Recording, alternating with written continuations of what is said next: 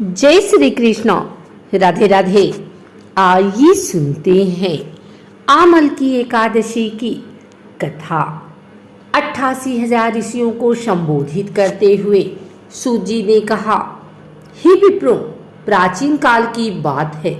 महान राजा मानधाता ने वशिष्ठ मुनि से पूछा, हे वशिष्ठ जी, यदि आप मुझ पर प्रसन्न हैं तो ऐसे व्रत का विधान बताने की कृपा करें जिससे मेरा कल्याण हो। महर्षि वशिष्ठ जी ने कहा, हे राजन, सब व्रतों से उत्तम और अंत में मोक्ष देने वाला आमल की एकादशी का व्रत है। राजा मानधाता ने कहा, हे ऋषि श्रेष्ठ, इस आमल की एकादशी के व्रत की उत्पत्ति कैसे हुई? इस व्रत के करने का क्या विधान है? हे वेदों के ज्ञाता, कृपा कर यह सब वृतांत मुझे विस्तार पूर्वक बताएं। महर्षि वशिष्ठ ने कहा, हे राजन, मैं तुम्हारे समस्त विस्तार से इस व्रत का वृतांत कहता हूँ। यह व्रत फाल्गुन मास के शुक्ल पक्ष में होता है। इस व्रत के फल के सभी पाप समूल नष्ट हो जाते हैं। इस व्रत का पुण्य 1000 गोदान के फल के बराबर है। आमल की महत्ता उसके गुणों के अतिरिक्त इस बात में भी है कि इसकी उत्पत्ति भगवान विष्णु के श्रीमुख से हुई है। अब मैं आपको एक पौराणिक कथा सुनाता हूँ, ध्यान पूर्वक श्रवण करो। प्राचीन समय में वैदिक नामक एक नगर था। उस नगर में ब्राह्मण, वैश्य, क्षत्रिय, शूद्र चारों वर्ण के लोग प्रसन्नता पूर्वक रहते थे। नगर में सदैव वेद ध्वनि गूंजा करती थी। उस नगरी में कोई भी पापी, दुराचारी, नास्तिक आदि न था। उस नगर में चैत्ररथ नामक चंद्रवंशी राजा राज्य करता था। वह उच्च कोटि का विद्वान तथा धार्मिक प्रवृत्ति का व्यक्ति था। उसके राज्य में कोई भी गरीब नहीं था और ना ही कंजूस। उस राज्य के सभी लोग विष्णु भक्त थे। वहाँ के छोटे बड़े सभी निवासी प्रत्येक एकादशी का उपवास करते थे। एक बार फाल्गुन माह के शुक्ल पक्ष की आमल की नामक एकादशी आई। उस दिन राजा और प्रत्येक प्रजाजन, वृद्ध से बालक तक ने आनंद पूर्वक उस एकादशी को उपवास किया। राजा अपनी प्रजा के साथ मंदिर में आकर कलश स्थापित करके तथा धूप दीप, नैवेद्य, पंचरत्न, छत्र आदि से धात्री का पूजन करने लगा। वे सब धात्री की इस प्रकार स्तुति करने लगे, हे धात्री, आप ब्रह्म स्वरूपा हैं। आप ब्रह्मा जी द्वारा उत्पन्न हो और सभी पापों को नष्ट करने वाली हैं। आपको नमस्कार है। आप मेरा अर्घ स्वीकार करो। आप श्री रामचंद्र जी के द्वारा सम्मानित हैं। मैं आपसे प्रार्थना करता हूँ, मेरे सभी पापों का हरण करो। उस मंदिर में रात को सभी ने जागरण किया। रात के समय उस जगह एक बहेलिया आया। वह महापापी तथा दुराचारी था। अपने कुटुंब का पालन वह जीव हिंसा करके करता था। वह भूख प्यास से अत्यंत व्याकुल था। कुष्ठ भोजन पाने की इच्छा से वह मंदिर के एक कोने में बैठ गया। उस जगह बैठकर वह भगवान विष्णु की कथा तथा एकादशी महात्म्य सुनने लगा। इस प्रकार उस बहेलिये ने सारी रात अन्य लोगों के साथ जागरण कर व्यतीत की।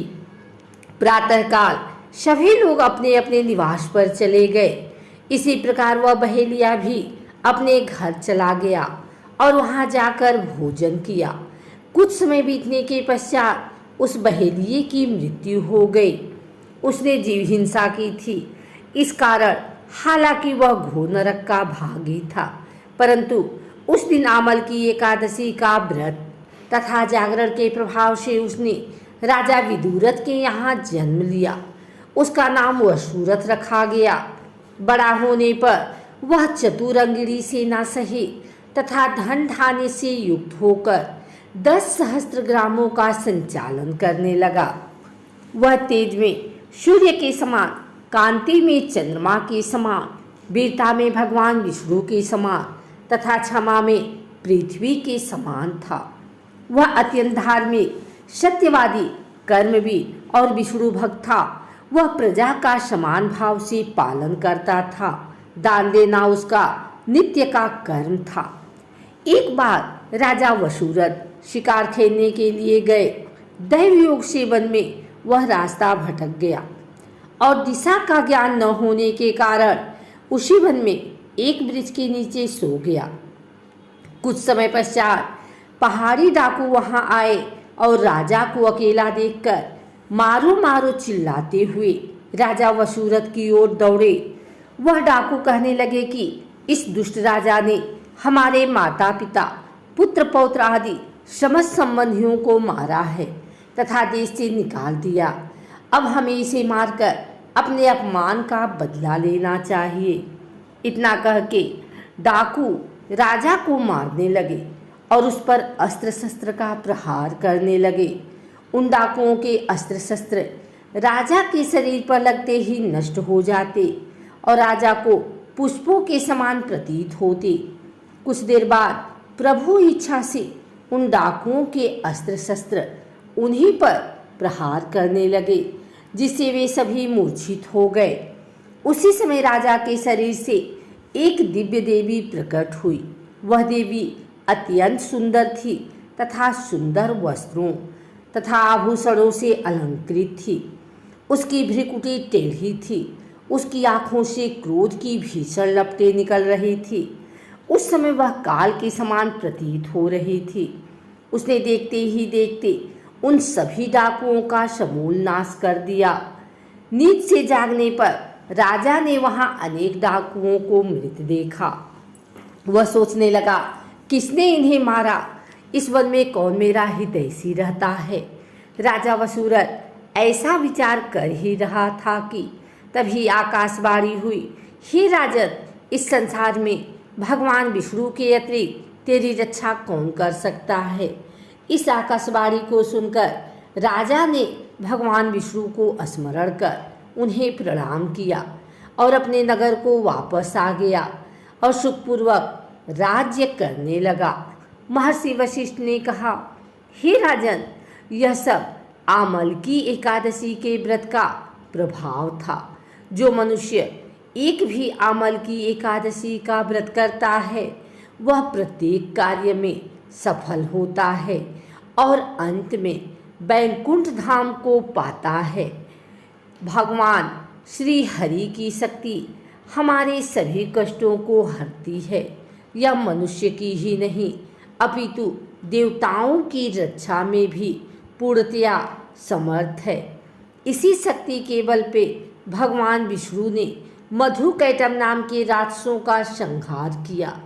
इसी शक्ति से उत्पन्ना एकादशी बनकर मूर नामक असुर का वध करके देवताओं के कष्ट को हरकर उन्हें सुखी किया था। अगर आपको हमारी वीडियो अच्छी लगी हो तो इसे लाइक करें, कमेंट करें, शेयर करें।